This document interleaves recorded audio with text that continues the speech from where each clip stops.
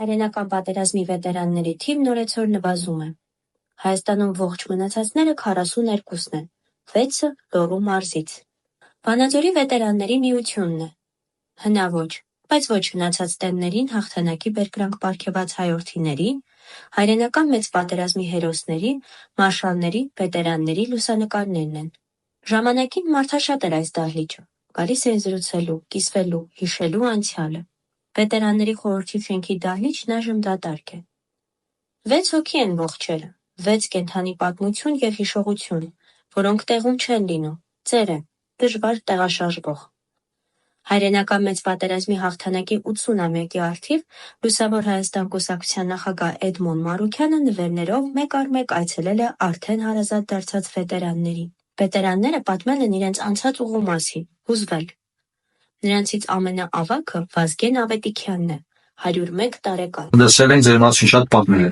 Շնորհավորում եմ հաղթանակի 81-ի առիթով։ Сидим, значит, в окопах, там, я самый там маленький, младший, мне говорят, пацан, вон, говорит, «Катюши» приехали, 3. Они должны сейчас давать залп. И рядом, говорит, кухня.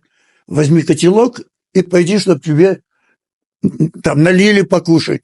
Я взял этот котелок, подошел, говорю, вы можете мне? Да, мой хороший мальчик. Мне налили там борщ. И эти «Катюши» дали залп. Я впервые увидел, как эти «Катюши» стреляют. Մարուքյանը շնորհավորել է նրանց, մաղթելով առողջություն և երկարակեցություն հաջորդ տարիներին հանդիպելու ակնկալիքով։